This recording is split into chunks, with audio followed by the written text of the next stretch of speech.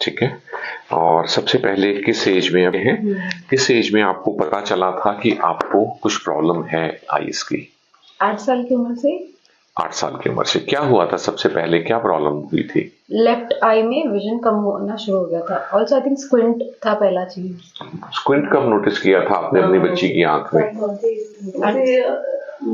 पेड़ में फोर्थ में कुछ बढ़ रहा था। 8 से पहले ज्यादा स्क्विंट नोटिस नहीं? ओके।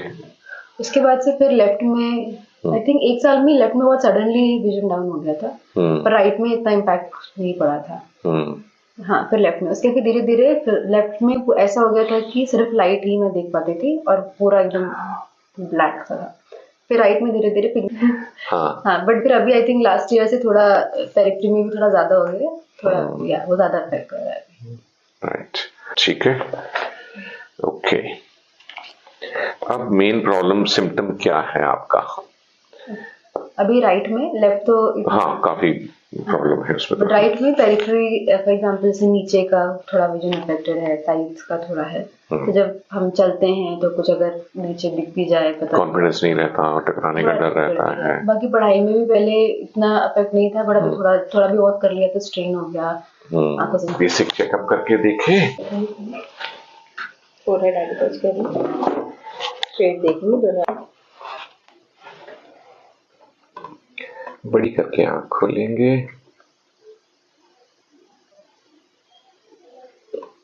ब्लिंक करें, ब्लिंक।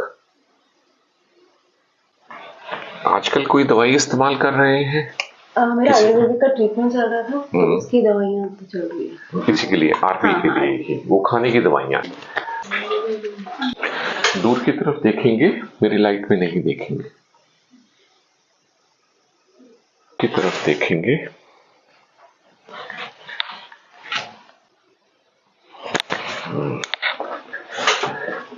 जिस तरह का आपको आरपी है उसमें ये प्रॉब्लम हम हर बार देखते हैं।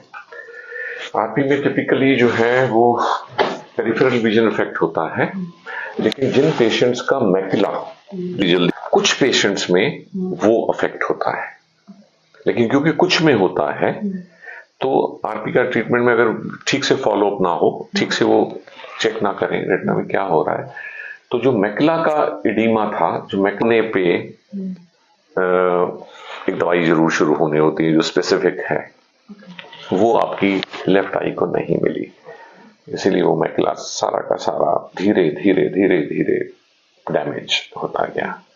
ठीक, मैकुलर एडिमा जब एक्टिव होता है, आम हिंदी भाषा में होता है ना, हरा है, जख्म अभी हरा है या सूखा नहीं है, तो उसका इलाज आई ड्रॉप से होता है, डॉर्जोलामाइड, डॉर्जॉक्स करके दवाई होती है। ठीक, लेकिन अगर वो सूख जाए जख्म, फिर उसका क्या इलाज करेंगे? वो तो पपड़ी बन गई सारी। लेफ्ट में कोई खास गुंजाइश नहीं है।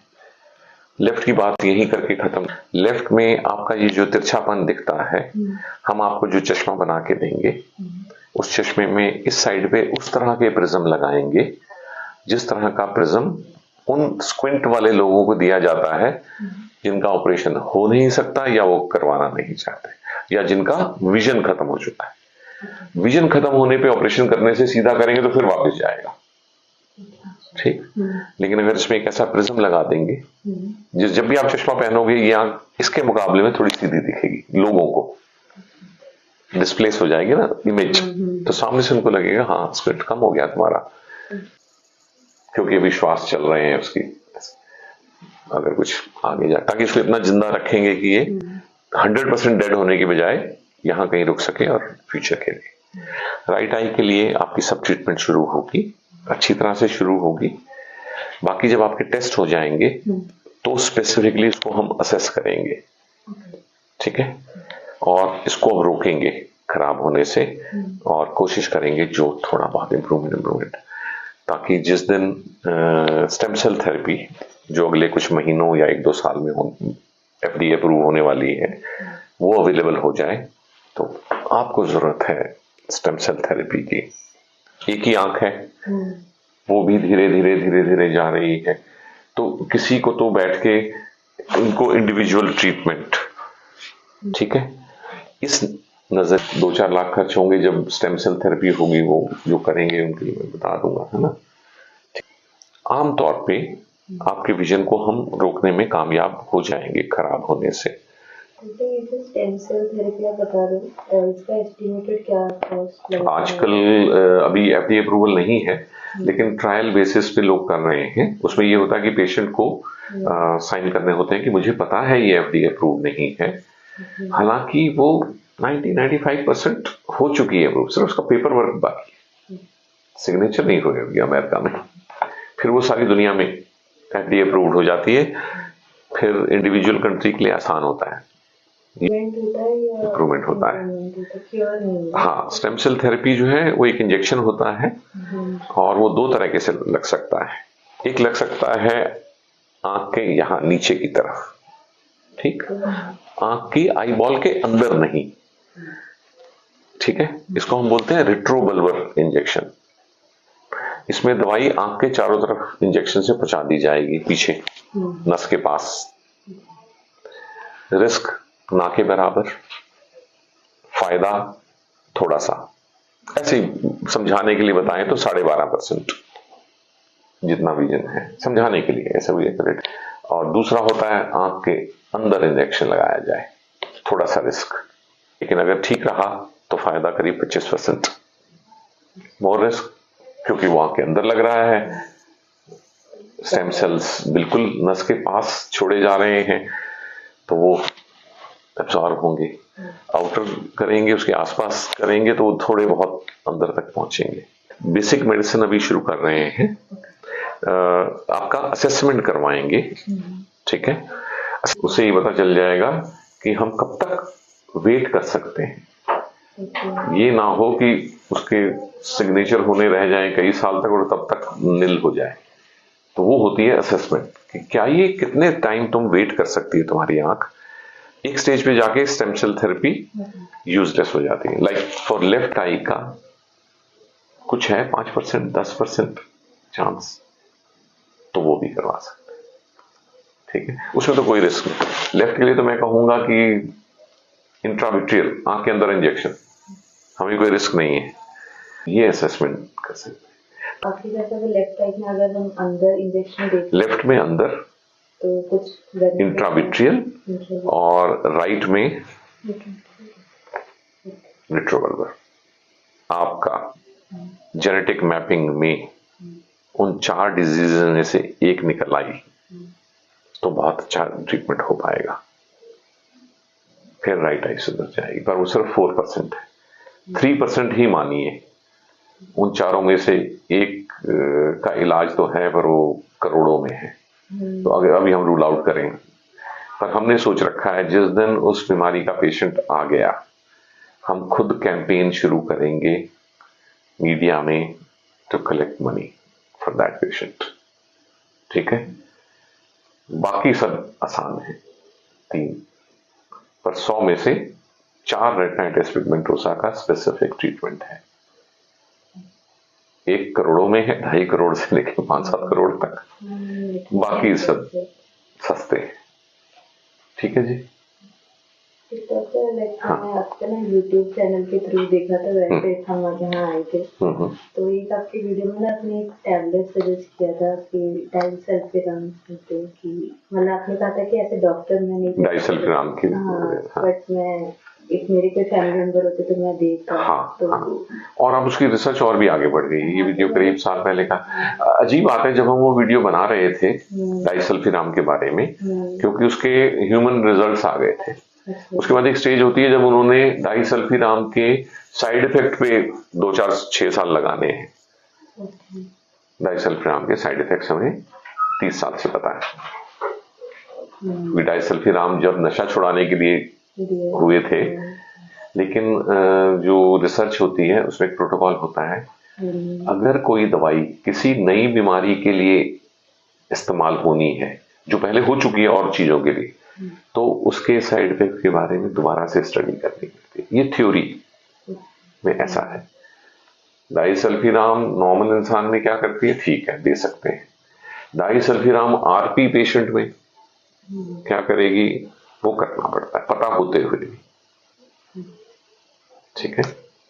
और वो बहुत ही सेफ दवाई है, सिवाय इसके कि डाइसल्फिराम खाने के बाद अगर किसी ने ड्रिंक कर लिया तो उसका क्या है? वॉमिटिंग आएगी, चक्कर आएंगे, पेशेंट को लगेगा मुझे घबराहट हो रही है, ठीक है ना।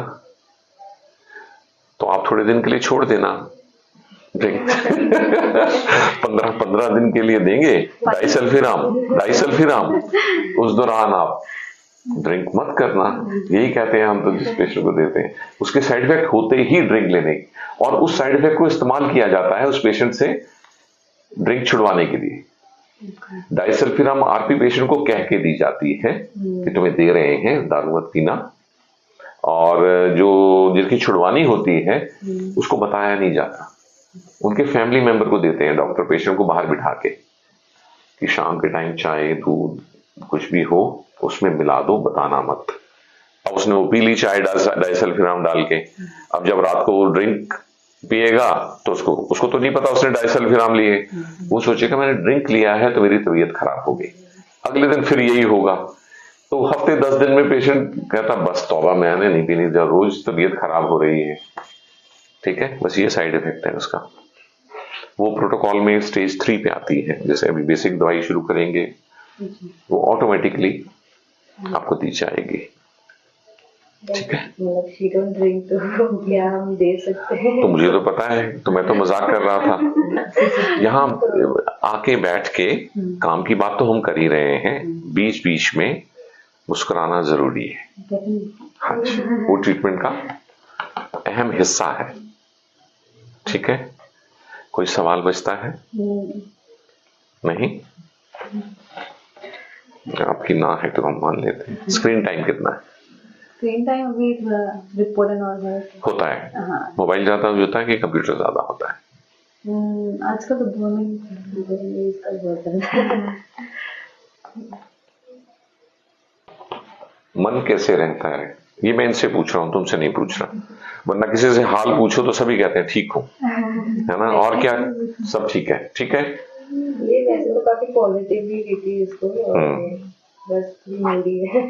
मूडी है, मूड भी उसी में आता है, ये दुनिया समझती नहीं है ना। साइकोलॉजिस्ट। अरे आप साइकोलॉजिस्ट हैं? अरे ये तो बहुत बढ़िया है, साइकोलॉजिस्ट हमें बहुत पसंद है, वो मन की बात जानते हैं।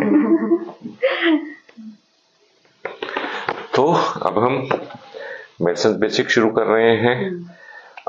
आपकी अगर जेनेटिक टेस्टिंग रिपोर्ट अच्छी आती, बाकी जो 2 रिपोर्ट हैं वो हमें बताएंगी कि हम कहाँ से शुरू हो रहे हैं, आपके देखने का दायरा कैसा है, ठीक है, आपका विजन कैसा है, आपका रेटिना कैसा है, मैकुलर एडिमा कितना है। फिर जब साल बाद कराएंगे या इम्प्रूवमेंट आई तो 6 महीने बाद, तो हमें पता चलेगा कि क्या हो रहा है। ओके, लो जी, बड़े से बड़ा प्रिज्म जो इनके चश्मे के लिए बन सकता है, लेफ्ट आई के लिए बेस आउट 6, 8, 10, ठीक है। हम जितना बड़ा दे देंगे ना प्रिज्म उधर, उतनी आंख आपकी चश्मा पहनने में सीधी लगेगी कॉस्मेटिकली, ठीक है। डन। बाकी सब लोगों से तो हम गले मिलते हैं ना, लोगों से, बेटियों को हम आशीर्वाद देते हैं। Thank you so much.